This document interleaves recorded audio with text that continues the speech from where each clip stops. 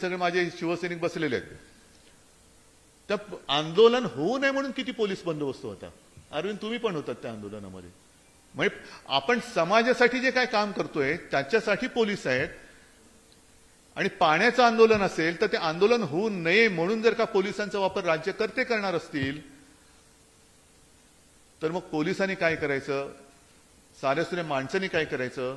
आणि संजय जे आता आपण म्हणालात, मग साहजिकच आहे गुन्हेगारी एक असं विश्वास आहे की अरे भाई सगळेजण आपल्याकडे येतात.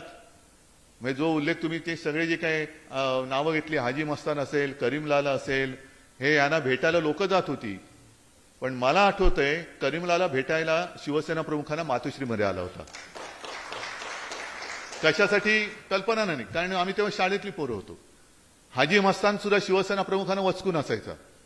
कारण तेव्हा हे असं मोकाट रान होतं. म्हणजे केतकर साहेब तुम्ही जो उल्लेख केला स्मगलिंग, ते आजही मला आठवतंय. ते काय कापड येतं, बॉस्कीचा शर्ट आहे. अरे पण ते स्मगलिंग केलेलं मग कापड ते.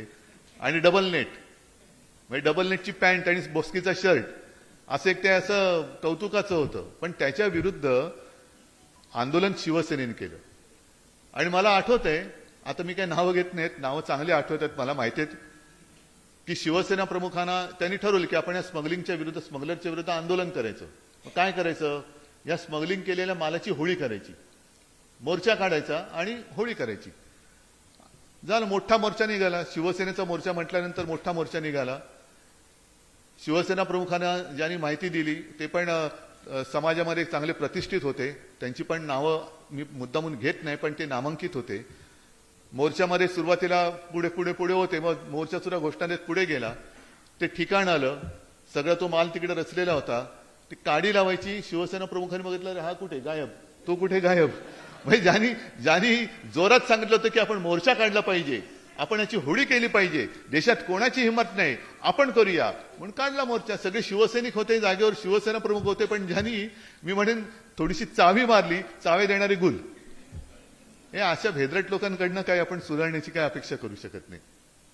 आज हे सगळं पुस्तक वाचताना नक्कीच नवलकरांची आठवण येते.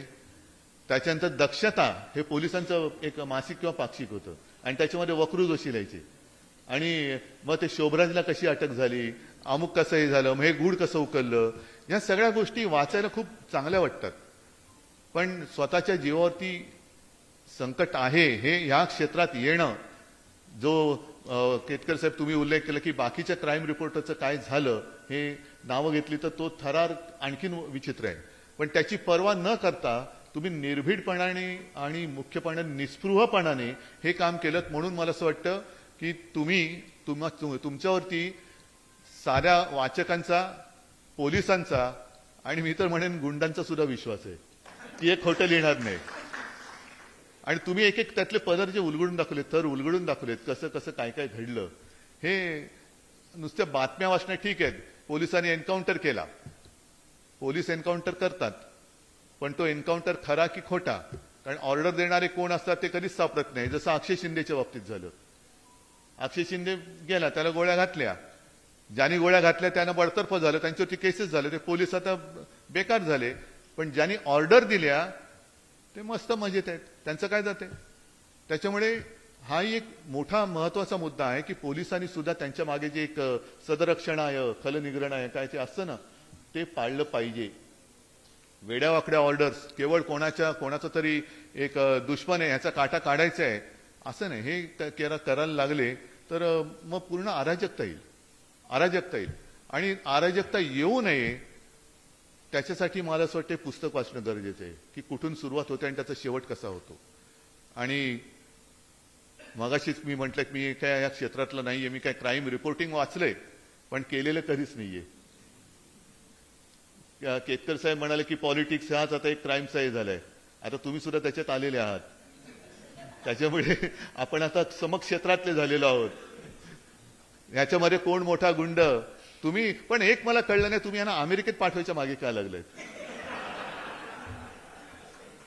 म्हणजे माझी पंचायत अशी झाली की केतकर साहेब म्हणाले की प्रभाकररावांना अमेरिकेत पाठवा.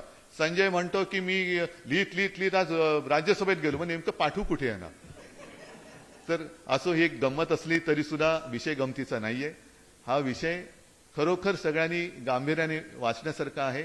आणि प्रभाकरजी, तुम्ही लिहिता एवढं पुढे आल्यानंतर जेव्हा मागे वळून बघितला त्याच्यानंतर कळलं की अरे, आपण जो प्रवास केला तो खरंच थरारक होता.